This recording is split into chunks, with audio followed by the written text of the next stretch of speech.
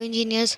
तो आज के इस वीडियो में हम देखेंगे कि वर्किंग स्ट्रेस मेथड से कैसे हम किसी आरसीसी बीम को डिज़ाइन करते हैं, या फिर किसी भी बीम को डिज़ाइन करने के लिए जो जो वैल्यूज़ हमें रिक्वायर्ड होती हैं उन्हें किसी क्वेश्चन की हेल्प से कैसे फाइंड आउट करते हैं। इसके पहले भी मैंने एक और न्यूमेरिकल को बताया है, जिसका वीडियो लिंक मैं इस वीडियो के डिस्क्रिप्शन बॉक्स में रख दूँगी। आप वहाँ से चेक करके उस वीडियो को देख सकते हैं। उस वीडियो में भी हमने वर्किंग स्ट्रेस मेथड का ही न्यूमेरिकल बताया है। इस वीडियो में भी हम इसी मेथड से एक दूसरे तरीके के न्यूमेरिकल को बताएंगे जो कि एग्ज़ाम के लिए बहुत ही ज़रूरी है। तो चलिए पहले देखते हैं कि हमारा क्वेश्चन क्या कह रहा है। तो देखिए, लिखा है कि आरसीसी बीम, आरसीसी का मतलब होता है रीइंफोर्स्ड सीमेंट कॉन्क्रीट, ठीक है। तो RCC beam has 300 mm and 640 mm overall is the reinforced with 4 bars of 20 mm dia. The beam has to carry the superimposed load of 50 kN, including the self weight of beam, over an effective span 4 meter. Find actual stresses developed in steel and concrete. Take effective cover is 40 mm and m इसका मतलब है modular ratio 13.33। तो ये है हमारा question. अब सबसे पहला स्टेप हमारा क्या होता है कि अगर कोई भी क्वेश्चन आपके पास गिवन हो तो आप उसमें जो भी डाटाज दिए होते हैं सबसे पहले उनको कहीं एक जगह नोट करते हैं, ताकि जब हम न्यूमेरिकल को सॉल्व करें तो हमें दोबारा क्वेश्चन पढ़ने की ज़रूरत ना पड़े। तो सबसे पहले हम जो भी इसमें गिवन डाटा है उसको नोट करेंगे। तो पहले क्वेश्चन में आगे बढ़ते हैं। तो दिया हुआ 300 mm, जो पहला 300 mm होता है ना, वो विड्थ होता है बीम का, ठीक है। विड्थ को किससे इंडिकेट करते हैं? बी से। तो पहले लिखते हैं कि देखिए लिखा हुआ है B is equal to 300 mm, ठीक है। अब अगला है 640 mm, यानी कि ओवरऑल। ओवरऑल का मतलब है ये कि पहला आपका विड्थ हो गया तो दूसरा ओवरऑल डेप्थ होगा, जिसको हम डी से इंडिकेट करते हैं। तो यहाँ मैंने लिखा है D is equal to 640 mm। अब उसके आगे दिया है कि reinforced with 4 bars of 20 mm। 4 bars of 20 mm के रीइंफोर्स्ड का मतलब ये है कि ये स्टील का बता रहा है। रीइंफोर्समेंट का मतलब होता है स्टील, यानी कि सरिया। तो इसकी हेल्प से हम पहले स्टील का एरिया निकालेंगे, ठीक है। अब वो कैसे सॉल्व करते हैं? तो 4 बार ऑफ 20 mm डाया दिया है, तो एरिया निकालने के लिए डायमीटर का फॉर्मूला क्या होता है? Pi D square. तो वही हमने यहाँ लिखा है कि A S T is equal to, अभी इसको रहने दीजिए, 4 रहने दीजिए। अब ये देखिए पाई/4 डी स्क्वायर, डी हमारा कितना दिया हुआ था? 20 mm, तो डी की जगह 20 का स्क्वायर, और 4 इसलिए कि एक डाया का तो 5/4 20 स्क्वायर हो गया। तो 4 बार्स दिए हुए थे, तो एक बार के लिए इतना, तो 4 बार के लिए हम 4 से मल्टीप्लाई कर देंगे। तो 4 इंटू पाई/4 20 स्क्वायर, ठीक है। तो इसको जब सॉल्व करेंगे तो होगा 1256.637। अब हम इसको कैल्सी में सॉल्व करके भी दिखाते हैं कि कैसे इतनी वैल्यू आती है, ठीक है, ताकि आप एग्जाम में ईजिली इसको सॉल्व कर सकते हैं। सबसे पहले तो 4 से 4 को कट कर दीजिए, ठीक है। ये कट हो गया। अब आपके पास सिर्फ इतना बचा होगा, तो कैल्शियम में पुट करिए कि पाई इंटू 20 स्क्वायर, तो आपका यही वैल्यू आएगी। और ये एरिया है और सारी वैल्यूज़ mm में दी, इसीलिए इसका यूनिट होगा mm स्क्वायर, ठीक है। अब क्वेश्चन में आगे चलते हैं, ठीक है। The beam has to carry this super impose load of 50 kN। देखिए 50 kN सुपर इम्पोज लोड दिया हुआ है, ठीक है। तो देखिए उसको मैंने यहाँ लिखा है कि SI का मतलब super impose load is equal to 50 kN। आप इसको W भी कह सकते हैं, ठीक है, 50 kN। अब देखिए ये kN दिया हुआ है, और अभी मैंने आपको कहा कि सारी वैल्यूज़ हमारी mm में दी हुई है। तो सॉल्व करने के लिए हमें इसको भी kN को न्यूटन और मीटर को mm में चेंज करना पड़ेगा, एक ही यूनिट में, ठीक है। तो kN को न्यूटन में जब चेंज करेंगे तो आपके पास वैल्यू आएगी 10⁻³ 1 kN is equal to 1000 newton. तो 10⁻³ यहाँ से आएगा, और मीटर को mm में चेंज करेंगे तो आपका आएगा 10⁻3, ठीक है। तो ये 3 और ये 3 मिलकर 10⁻6 हो जाएगा। तो यही मैंने लिखा 50 इंटू 10⁻6 न्यूटन पर mm, ठीक है।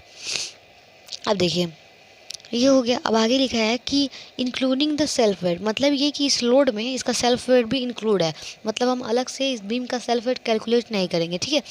आगे लिखा है ओवर एन इफेक्टिव स्पैन। अब देखिए इफेक्टिव स्पैन का मतलब क्या होता है? स्पैन का मतलब होता है बीम का लेंथ, वो दिया है 4 मीटर, ठीक है। तो लेंथ को L से इंडिकेट करेंगे, तो L is equal to 4 metre.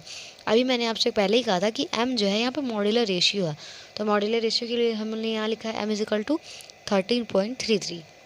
अब आप सोच रहे हैं कि ये दोनों वैल्यूज़ क्या है? तो ये दोनों वैल्यूज़ भी आपके क्वेश्चन में गिवन है। कैसे? यहाँ देखिए, आपको यहाँ दिख रहा है कि लिखा हुआ effective cover, effective cover is 40 mm, ठीक है। अब जैसे देखिए ये आपका बीम है, ठीक है, और ये बी से डिवाइड है, ठीक है, जिसको न्यूट्रल एक्सिस कहते हैं। यहाँ आपका सरिया दिया हुआ है, ठीक है। ये पूरी डेप्थ आपकी हो गई कैपिटल डी, ठीक है, जिसकी वैल्यू 640 दी हुई थी। अब देखिए इस सरिये के यानी इस स्टील के मिड से लेके टॉप तक की दूरी जो होती है वो इफ़ेक्टिव डेप्थ कहलाती है, ठीक है, जिसको डी से इंडिकेट करते हैं। और जो ये सरिये के मिड हाफ से बॉटम तक की दूरी होती है उसको इफ़ेक्टिव कवर यानी कि डी डैश बोलते हैं।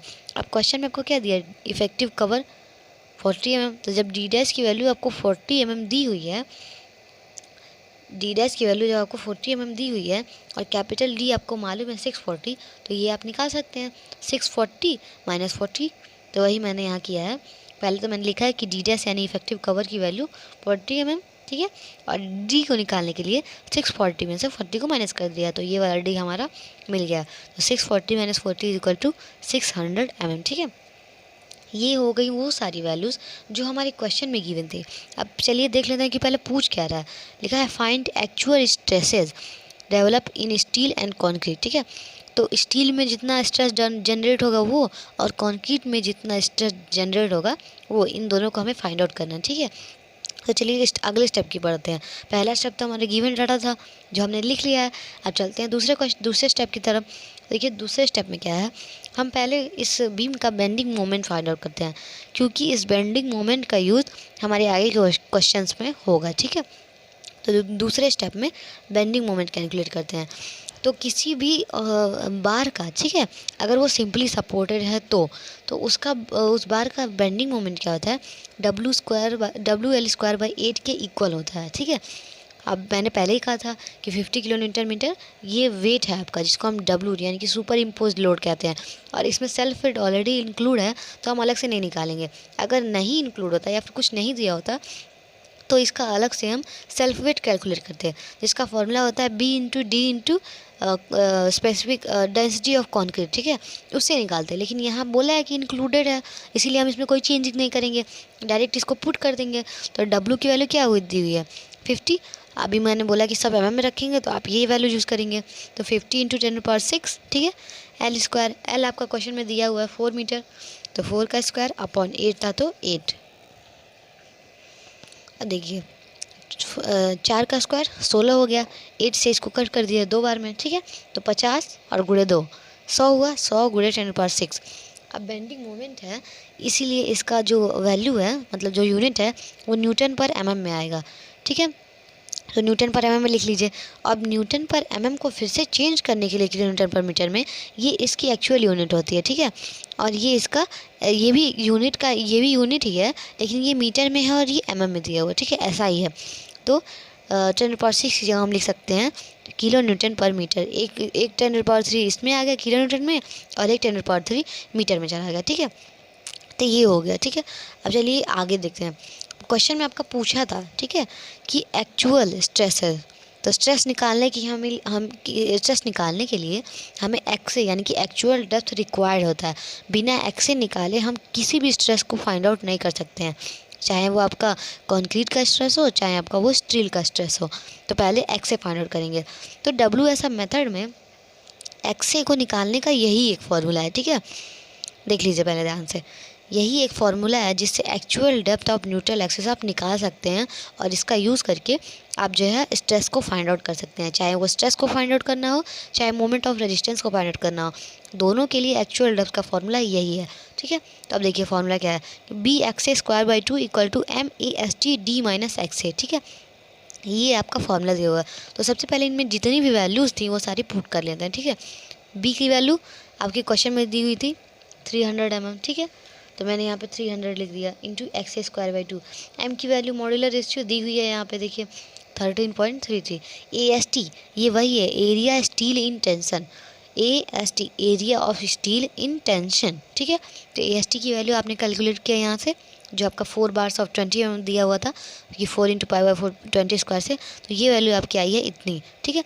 इस वैल्यू को हमने यहाँ पुट कर दिया, ठीक है, AST की जगह पे, ठीक। अब देखिए एक्स से फाइंड आउट करना है, डी की वैल्यू दी हुई है क्वेश्चन में, अभी क्वेश्चन में नहीं दी हुई थी, लेकिन आपने निकाला है क्योंकि आपको ओवरऑल पता था और आपको इफेक्टिव कवर पता था, दोनों को आपने माइनस कर दिया तो 600 mm डी की वैल्यू हो गई, ठीक है, जिसको आप इफेक्टिव डेप्थ कहते हैं। उस डी की वैल्यू मैंने यहाँ पुट कर दिया, माइनस था तो माइनस, एक्स था तो एक्स से। अब इस इक्वेशन को सॉल्व करके हमें एक्स की वैल्यू फाइंड आउट करनी है कि क्या आएगा। तो आप देख सकते हैं इस इक्वेशन में कि ये 2 डिग्री इक्वेशन है, ठीक है। तो 2 डिग्री इक्वेशन को आप डायरेक्ट कैल्सी में सॉल्व कर सकते हैं, ठीक है। सबसे पहले उसके लिए आप इस पूरे को एक लाइन में कन्वर्ट कीजिए, ठीक है। तो एक लाइन में कन्वर्ट करने के लिए 2 से आप 300 को कट कर दीजिए 150 में, तो ये हो गया 150 एक्स स्क्वायर इक्वल टू इतना, ठीक है। अब इस पूरी वैल्यू को एक साथ कैल्सी में कैसे रखते हैं कि आपका आंसर तुरंत आ जाए, तो चलिए पहले उसको देखते हैं। तो इसके लिए कैल्सी लाते हैं, ठीक है। तो ये देखिए, ये रहा हमारा कैल्सी। अब पहले सारी वैल्यूज़ को हम एक साथ इसमें पुट करेंगे, ठीक है। तो पहले देखिए आपका क्या लिखा हुआ है, ये सारी एक लाइन है। अब आपको जब आप नॉर्मल इक्वेशन सॉल्व करते हैं, अगर उसमें 2 अननोन होते हैं तो आप कैल्सी को यहाँ से मोड पे प्रेस करके इक्वेशन पे जाते हैं यानी 1, और आपका जितने अननोन होते हैं उसको यूज़ करते हैं। इस इक्वेशन को सॉल्व करने के लिए आपको किसी भी इक्वेशन में जाने की ज़रूरत नहीं है, आप सिंपली भी इसे सॉल्व कर सकते हैं। उसके लिए आप क्वेश्चन में आइए, देखिए यहाँ इतना इक्वेशन लिखा हुआ है। अब इक्वेशन को जैसे है वैसे पुट कर दीजिए। अब उसके लिए क्या होगा कि ये एक्स से दिया हुआ है, अब कैल्सी में आपका एक्स से तो दिया नहीं होगा, लेकिन एक्स वाई जेड जरूर दिया होगा। अब ध्यान से देखिए, तो एक्स वाई एम ऐसे ऐसे लिखा हुआ है, ठीक है। तो एक्स और वाई तो दिया हुआ है, तो आप एक्स की जगह एक्स लिख सकते हैं, ठीक है। तो देखिए अब इसको कैसे सॉल्व करेंगे, पहले 150 दिया है, आप यहाँ पे 150 टाइप करिए, ठीक है, 150, ठीक है। अब देखिए एक्स स्क्वायर दिया हुआ है, तो उसको कैसे लाएंगे, तो यहाँ देखिए यहाँ अल्फ़ा लिखा होगा आपकी कैल्सी में ऊपर लेफ्ट साइड में, आप एक बार अल्फ़ा प्रेस करिए और यहाँ पे देखिए ब्रैकेट जहाँ क्लोज हो रहा है वहाँ पे एक्स का सिंबल बना हुआ होगा, वो भी रेड ही बना है, तो रेड वाले सिंबल को यूज़ करने के लिए अल्फ़ा यूज़ करेंगे। तो पहले इंटू लगा दीजिए 150 इंटू एक्स स्क्वायर, यानी कि अल्फ़ा एक्स, ये हो गया इंटू एक्स हुआ। अभी इसका स्क्वायर चाहिए, अपर लगाइए 2 लगा दीजिए, ये हो गया 150 इंटू एक्स स्क्वायर, ठीक है। ये इतना पोर्शन ख़त्म हो गया। अब अगले पोर्शन में चलते हैं, इक्वल टू दिया है। अब देखिए ये इक्वल टू दबाएंगे ना तो वो इस इक्वेशन को सॉल्व कर देगा, आपको सॉल्व नहीं करना है, इसके आगे लिखना है, तो आप इस इक्वल टू का यूज़ नहीं करेंगे। अब उस इक्वल टू का यूज़ करने के लिए अब देखिए यहाँ पे सॉल्व के बगल में यहाँ पे इक्वल टू का सिंबल दिया हुआ है, वो भी रेड में ही है, तो आपको अल्फ़ा यूज़ करना पड़ेगा। तो अल्फ़ा दबाइए और सॉल्व दबाइए, तो आपका इक्वल टू का सिंबल आ गया। देखिए ये इक्वल टू आपको सॉल्व नहीं करेगा, ये आगे का इक्वेशन लिखने में हेल्प करेगा, ठीक है। ये हो गया। अब देखिए उसके क्या लिखा है 13.33, तो पहले लिखते हैं 13.33 है, ये हो गया इंटू आगे लिखा है 1256.637, ठीक है। तो 1256.637 ये हो गया, ठीक है। इतना तक तो ख़त्म हो गया। अभी ये आपको लिखना है, तो देखिए इसके लिए पहले ब्रैकेट लगाएंगे, ठीक है। 600 दिया है तो 600 माइनस है तो माइनस एक्स से है, तो फिर अल्फ़ा दबाएंगे और एक्स दबा देंगे, ये हो गया, और ब्रैकेट बंद कर देंगे। अब देखिए इस पूरे इक्वेशन को आपने अपने कैल्सी में पुट कर लिया, ठीक है। 150 था तो 150, इंटू था तो इंटू, एक्स स्क्वायर था तो अल्फ़ा दबा के एक्स और अपर दबा के स्क्वायर, ठीक है। इक्वल टू था तो इस इक्वल टू का यूज़ नहीं करेंगे हम, इस वाले इक्वल टू का यूज़ करेंगे, तो अल्फ़ा दबा के सॉल्व दबाएंगे और इसके आगे का इक्वेशन लिख लेंगे। अब इसका वैल्यू लाने के लिए अब यहाँ देखिए शिफ्ट लिखा है, यहाँ सॉल्व लिखा है, एक बार शिफ्ट दबाइए एक बार सॉल्व दबाइए, ठीक है। ये मैंने पहले से सॉल्व किया हुआ है इस क्वेश्चन को, इसलिए ये आंसर दिखा रहा है, पर आप ऐसे नहीं करेंगे। जब आप एक बार इस शिफ्ट और सॉल्व को प्रेस करेंगे तो आपका जो स्क्रीन है वो ब्लैंक हो जाएगा, ठीक है। इसलिए आपको 2 बार शिफ्ट और सॉल्व दबाना पड़ेगा। ये कैल्सी 991 एमएस का, ठीक है। तो ये 2 बार शिफ्ट और सॉल्व दबाने पे ही एग्जैक्ट आंसर बताता है, एक बार और शिफ्ट और सॉल्व, ठीक है। अब देखिए ये वैल्यू कितना है, ये 208.968। अब देखिए मैंने क्या लिखा, 208.968, ठीक है। तो ये एक्स की वैल्यू हो गई, और एक्स जो है वो डेप्थ है, तो जाहिर सी बात है मीटर में होगा या एमएम में होगा या सेंटीमीटर में होगा, तो हम एमएम में सारी वैल्यू ले रहे हैं, इसीलिए x is equal to 208.968 mm हो गया, ठीक है। यहाँ तक आई होप आपको समझ में आया होगा। अगर यहाँ तक कुछ भी नहीं समझ में आया होगा तो जो भी डाउट है वो कमेंट बॉक्स में ज़रूर लिखिएगा, उसको हम आपसे शेयर ज़रूर करेंगे, आपके सवाल का जवाब ज़रूर देंगे, ठीक है। तो ये यहाँ तक ख़त्म हो गया जहाँ पे आप सिर्फ एक्चुअल डेप्थ निकाले हैं। ये तो हो गया आपका एक्स।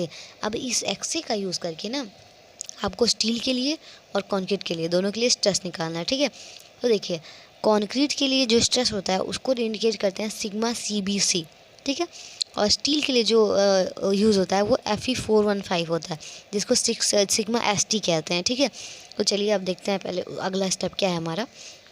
तो देखिए ये रहा हमारा अगला स्टेप, जिसमें पहले क्वेश्चन में हमने मोमेंट ऑफ रेजिस्टेंस यानी MOR, ठीक है, कॉम्प्रेशन के लिए, ठीक है। ये moment of resistance of compression, इस यहाँ पे MOR होता है, ठीक है। लेकिन ये moment of resistance bending moment ही है, इसलिए हमने यहाँ पे BM यानी कि बेंडिंग मोमेंट लिखा है, इसको इससे रिप्लेस कर दिया है। तो बेंडिंग मोमेंट का कॉम्प्रेशन जोन के लिए ये फॉर्मूला होता है और टेंशन जोन के लिए ये फॉर्मूला होता है, ठीक है। अब इन दोनों फॉर्मूले का यूज़ करके आप सिग्मा CBC जो कंक्रीट के लिए है यानी कि maximum compressive strength of concrete, ठीक है, और maximum tensile strength of steel, ठीक है, ये दोनों आप फाइंड आउट करेंगे। तो पहले वाले क्वेश्चन में आते हैं। तो देखिए बेंडिंग मोमेंट निकालना है कॉम्प्रेशन के लिए, ठीक है। तो देखिए बेंडिंग मोमेंट कॉम्प्रेशन के लिए निकालने के लिए ये फॉर्मूला होता है, ठीक है। अब बेंडिंग मोमेंट को आप मोमेंट ऑफ रेजिस्टेंस से वो रिप्लेस कर सकते हैं क्योंकि दोनों सिमिलर होते हैं, ठीक है। तो इसकी जगह हमने बेंडिंग मोमेंट लिखा क्योंकि बेंडिंग मोमेंट हमारे क्वेश्चन में गिवन था, ठीक है। तो देखिए सिग्मा CBC आपको निकालना है, इसको आप यहीं रहने दीजिए, ठीक है। अब इसको लेके चलते हैं। तो बेंडिंग मोमेंट की वैल्यू अभी अभी पीछे आपकी आई थी जो आपने सॉल्व किया है, देखिए यहाँ ये 100। तो आप ये यूज़ नहीं करेंगे, ये यूनिट तो रिक्वायर्ड है जो कि हम हमेशा लिखते हैं, लेकिन सारी वैल्यूज़ mm में थी इसलिए हम mm वाले यूनिट को लेंगे। तो mm वाले यूनिट की वैल्यू क्या थी 100 × 10⁶, ठीक है। तो ये रहा 100 × 10⁶, और ये जो 2 था वो यहाँ मल्टीप्लाई हो जाएगा, ठीक है। तो × 2 हो गया, और ये B XA और ये तीनों वैल्यू नीचे आ जाएगी। तो B की वैल्यू गिवन थी 300, XA की वैल्यू अभी तुरंत आपने निकाला 208.968, D - XA/3 ये भी नीचे आएगा। D की जगह वैल्यू अभी आपने निकाला ओवरऑल में से 40 माइनस करके, तो 640 - 40 तो 600, ठीक है। यहाँ ध्यान दे लिया, देखिए ये रहा, ठीक है, 600, ठीक है। और XA की वैल्यू अभी आपने निकाला है तो वही हमने यहाँ पुट किया, ठीक है, 208.968 XA की जगह बाई 3, ठीक है। अब इस पूरे इक्वेशन को एक साथ कैल्सी में रखेंगे तो आपकी इतनी वैल्यू आएगी। तो चलिए देखते हैं कैसे आएगा। तो पहले आप अपना कैल्सी ले लीजिए, ठीक है, ठीक है। तो पहले देखिए ऊपर वाली वैल्यू को लिखिए। तो ऊपर वाली दी हुई है 100, ठीक है, × 10⁶ × 2, ये हो गया ऊपर वाली वैल्यू। इसको इक्वल टू प्रेस कर दीजिए तो ये सॉल्व हो गया, ठीक है। अब नीचे वाली वैल्यू दी है तो डिवाइड ही करेंगे, तो डिवाइड का सिंबल लगाइए, ठीक है। अब इस पूरी वैल्यू को एक ब्रैकेट में लिखिए, ठीक है। तो एक ब्रैकेट लगाइए 300, ठीक है, × 208.968 ये यहाँ तक हो गया, ठीक है। अब देखिए ये तो पूरा ब्रैकेट था ना जो इसके लिए यूज़ हुआ है, ठीक है, ये हो गया। अब ये भी एक ब्रैकेट में अपलोड करेंगे क्योंकि देखिए मैंने पिछले वीडियो में भी आपको कहा था और अभी आप ध्यान दीजिए, जब एक ये तो मल्टीप्लाई है तो मल्टीप्लाई करेंगे तो एक ही वैल्यू आएगी, लेकिन अगर तुरंत आप × 600 लिखते हैं तो वो इन तीनों का मल्टीप्लाई करके इसको माइनस कर देगा। तो आप ऐसा नहीं करेंगे, दो वैल्यूज़ हैं क्योंकि बीच में आपका वो सिंबल चेंज हो गया, तो आप इसको ब्रैकेट में लिखेंगे। और फिर जब आप ये टर्म लिखेंगे ना तो इसको भी आप ब्रैकेट में लिखेंगे क्योंकि ये डिवाइड कर रहा है। अगर आप डायरेक्ट लिख देंगे तो पहले ये 600 को इसमें से माइनस कर लेगा तब 3 से डिवाइड करेगा, ठीक है। तो आप ऐसा नहीं करेंगे। तो ये पूरा ब्रैकेट, फिर इन दोनों का ब्रैकेट और फिर इसका ब्रैकेट, यानी टोटल आपको 3 ब्रैकेट्स ओपन और क्लोज करने पड़ेंगे, ठीक है। तो चलिए देखते हैं, यहाँ तक तो मैंने लिखा था 968, अब आगे देखिए ब्रैकेट। तो ब्रैकेट हो गया 600 है तो 600 हो गया, माइनस का सिंबल है तो माइनस हो गया, फिर एक ब्रैकेट है तो ब्रैकेट हो गया 208.968 208.968, ठीक है। डिवाइड 3 है तो 3, एक ब्रैकेट बंद हो गया इसका, एक ब्रैकेट हो गया इसका और तीसरा ब्रैकेट हो गया इसका।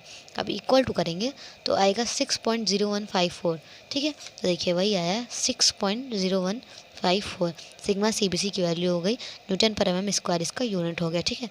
ये सिग्मा CBC के लिए। अब ऐसे ही आपको सिग्मा ST के लिए निकालना है तो उसका ये फॉर्मूला होता है, तो सिग्मा ST यहीं रहने दीजिए और बेंडिंग मोमेंट और इस वैल्यू को नीचे ले आइए। तो ये वैल्यू दोनों वो डिवाइड में नीचे आ जाएगा। तो बेंडिंग मोमेंट की वैल्यू 100 × 10⁶ वो मैंने लिख दिया, ठीक है।